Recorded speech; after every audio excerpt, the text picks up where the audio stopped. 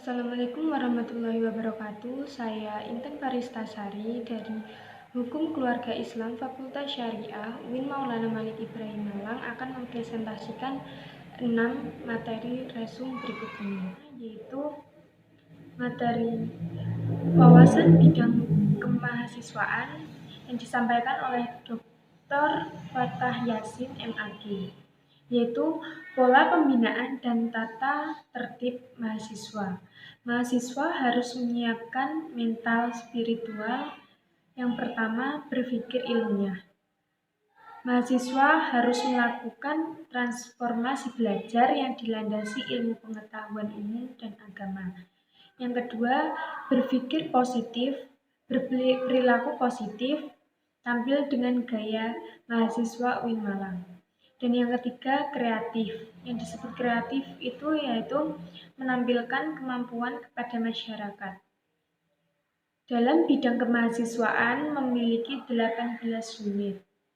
UIN Malang mengajak mahasiswa aktif dalam kegiatan intra-kampus seperti DEMA dan SEMA.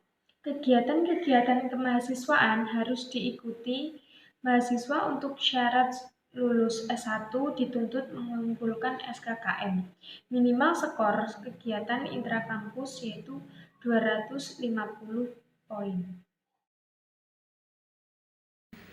Materi selanjutnya yaitu dari Dr. Ki Haji Isrofil Naja MAG, yaitu dalam bidang kerjasama dan pengembangan kelembagaan, yaitu pengakuan internasional dan reputasi internasional. Ada 10 orang dari negara asing menjadi mahasiswa. Sasaran strategis, penguatan, peningkatan kerjasama antar institusi, perguruan tinggi, industri, dan lembaga. Yang pertama, UIN masuk 10 besar reputasi internasional. Yang kedua, kerjasama di industri besar atau multinasional dalam rangka peningkatan pendidikan dan pelatihan magang di industri nasional.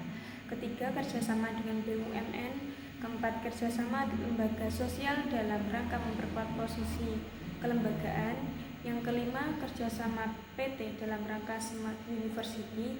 Yang keenam, kerjasama perankingan dalam rangka mendapatkan ranking kelas dunia.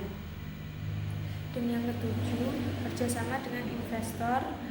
Yang kedelapan, kerjasama dengan PT di luar negeri seperti SIDAN. Kelembagaan, bagaimana menjadi berpredikat unggul setelah mendapatkan akreditasi A. Akan membuka prodi teknik mesin dan elektro. Pada S2 akan dikembangkan manajemen matematika dan arsitektur.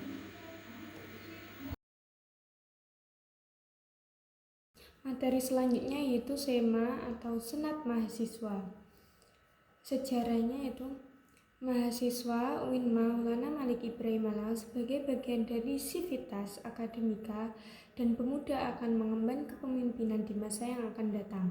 Maka perlu untuk mempersiapkan diri dengan bekal akademik dan keterampilan sehingga mampu menjadi anak bangsa yang memfungsikan kebebasan mimbar yang kreatif, konstruktif, inovatif, dan bertanggung jawab. Dengan latar belakang itulah maka dibentuklah Republik Mahasiswa UIN Maulana Malik Ibrahim Malang. Sebuah republik tentunya memiliki dasar untuk memisahkan peran dan fungsi yang nantinya akan mengatur republik agar berjalan dengan baik dan stabil. Oleh karena itu, dibentuklah beberapa lembaga seperti lembaga legislatif dan lembaga eksekutif. Lembaga legislatif yang ada di Maulana Malik Ibrahim Malang dikenal sebagai Senat Mahasiswa atau SEMA. SEMA tersebut memiliki 3 fungsi yang utama, yaitu fungsi legislasi sebagai lembaga yang membahas dan menetapkan undang-undang, fungsi anggaran, dan fungsi pengendalian untuk mendukung roda organisasi di UIN Maulana Malik Ibrahim Malang. Tugas SEMA Universitas sebagaimana tercantum dalam HRT-RM UIN Maulana Malik Ibrahim Malang, yaitu yang pertama, penetapan GBHO dalam sidang paripurna, mengawasi dan mengontrol DEMA Universitas UIN Maulana Malik Ibrahim Malang, dan ketetapan-ketetapan lainnya. Persetujuan setiap kegiatan yang akan dilaksanakan oleh Dema Universitas dan memberi pengesahan setiap laporan pertanggungjawaban setelah selesai agenda tersebut. Memfasilitasi dan mengakomodasi segala aspirasi mahasiswa UIN Maulana Malik Ibrahim Malang dan mengalirkannya kepada pihak-pihak yang bersangkutan.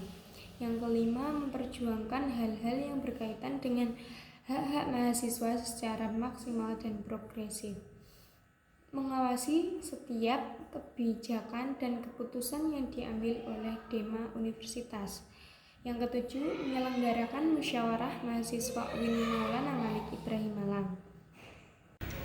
Materi selanjutnya yaitu Dema atau disebut dengan organisasi eksekutif mahasiswa, organisasi intrakampus di lingkungan UIN Malang, memiliki fungsi pelaksana program organisasi mahasiswa atau lembaga. Tugasnya yang pertama yaitu melaksanakan program kerja, yang kedua menginformasikan, dan yang ketiga mengkoordinasikan program Ormawa. Yang pertama, Kementerian Dalam Negeri untuk menginformasikan atau mengkomunikasikan. Yang kedua, menginformasikan Kementerian Dalam Luar Negeri. Yang ketiga, Kementerian Sosial dan Hukum. Yang keempat, Kementerian Agama. Yang kelima, Pengembangan dan Kreatif. Yang keenam, Kementerian Komunikasi dan Informasi.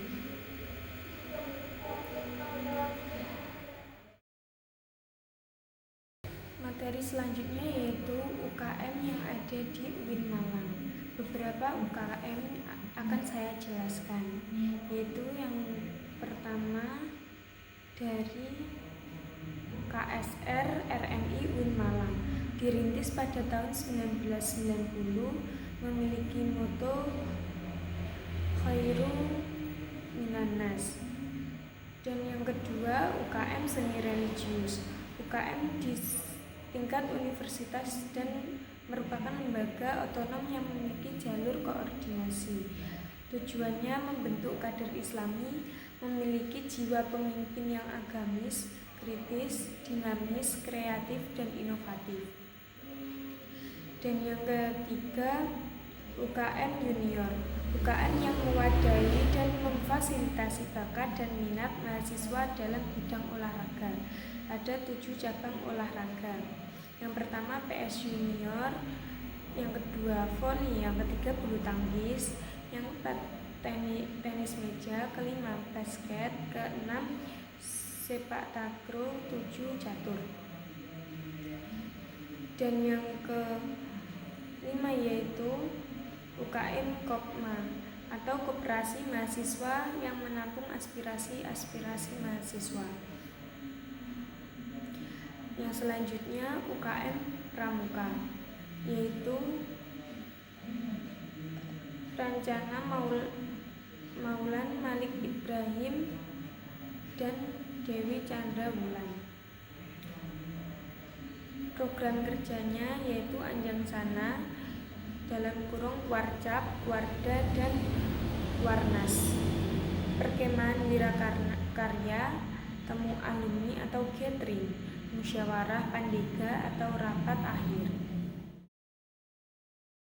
Materi dari Bapak Basri Zain yang bertema moderasi beragama atau judulnya Conceptualizing the Moderation on the Context of Indonesian Islam, yaitu orang sering menilai seseorang soleh itu dinilai dari aksesorisnya. Label sosial yaitu Islam atau Muslim liberal, sekuler pragmatis, modernis, tradisionalis, fundamentalis, ekstremis, teroris. Label kontemporer yang viral yaitu moderat, Islam, dan Islam Nusantara. Kita jangan kalah oleh orang Arab karena pakaian aksesorisnya biar tampak dan tidak kalah oleh orang Arab yang mungkin ilmunya kurang seperti ceramah dakwah memimpin organisasi. Memang nggak ada yang namanya Islam Nusantara, namun yang ada hanyalah Islam. Tapi menurut sosiologis ada perbedaan. Karena beda pemahaman, ada yang radikal, ekstrim, dan lain-lain. Definisi moderasi yaitu secara etimologis wasatiyah berarti jalan tengah, posisi tengah, atau berkeadilan. Secara terminologis, pemahaman atau praktek keagamaan yang menjunjung tinggi kesetaraan, keberagaman, toleransi dengan berpijak pada prinsip tawazun antara rasio atau logia atau teks serta konteks. Dasar teologis Al-Quran Surah Al-Baqarah ayat 143, beberapa hadis dalam Sahih Bukhari, legal opinion of the jurists and Muslim scholars. Kenapa moderasi relevan dan urgent di Indonesia? Yang pertama, karena Islam sebagai agama rahmatan lil alamin yang menjunjung tinggi keadaban dan harmoni inter dan antar pemeluk agama. Yang kedua, historisitas Islam di Indonesia, atau masuknya Islam ke Nusantara via dakwah not war. Yang ketiga, karakter masyarakat Indonesia yang lekat dengan kesantunan dan harmoni, akar tradisi Hindu, Buddha, dan lain-lain. We are not the Middle Eastern Arab. Yang keempat, ideologi bangsa Pancasila dan moto Bhinneka Tunggal Ika. Pesannya yaitu pertama, mahasiswa harus memerankan diri sebagai agen of change dalam menguatkan dan mendiskriminasi agenda moderasi. Yang kedua, mahasiswa harus mengedepankan kepentingan kebangsaan dan keagamaan yang sesuai dengan prinsip moderasi. Dan yang ketiga, mahasiswa UIN harus cerdas, akademik, religius, maupun berkebinekaan.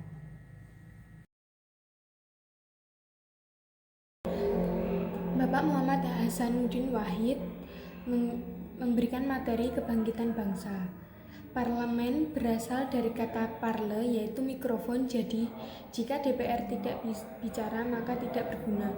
Sekjen Kebangkitan Bangsa dan Sekjen Pagar Nusa, yaitu dipimpin oleh Bapak Hasanuddin. Tidak perlu malu untuk mengakui alumni UIN Malang. Saat ini belum ada obat corona. PJJ yaitu pacaran jarak jauh.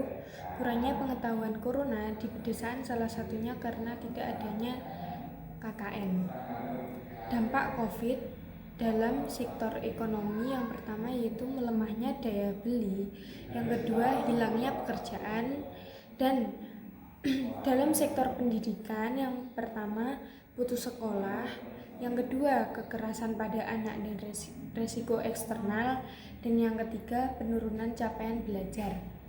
Kebijakan di sektor pendidikan, nomor 1, bantuan kuota internet, yang kedua bantuan subsidi upah, yang ketiga bantuan uang kuliah tunggal atau UKT, nomor 4 rumah sakit pendidikan, nomor 5 dukungan kepada relawan mahasiswa dan dosen. Bantuan lanjutan, yang pertama besaran bantuan, yang kedua besaran bantuan UKT, yaitu pentingnya kolaborasi heksahelik. Kemajuan sekarang sudah 4.0 dan besok mungkin sudah ada 5.0, maka kita harus menguasai teknologi. 3 kekuatan pengubah dunia, yang pertama kemajuan teknologi, yang kedua agama, yang ketiga pasar. Peran dan peluang UIN, yaitu yang pertama arus utama pengembangan teknologi digital, nomor 2 link and match dengan sektor industri, yang ketiga menjadi kekuatan sosio-teknopreneur, keempat epicentrum ajaran agama inklusif, menjadi generasi unggul, yaitu keagungan moral dan spiritual, yang kedua gandrung ilmu pengetahuan, yang ketiga memiliki digital quotient, yang keempat kesolehan atau peduli sosial. Jika ingin nilai bagus atau menjadi orang hebat jangan hebat di kelas saja, jadilah intra kampus dan ekstra kampus. Dan sekian 6 materi resume saya. Bila ada kata, mohon maaf. Wassalamualaikum warahmatullahi wabarakatuh.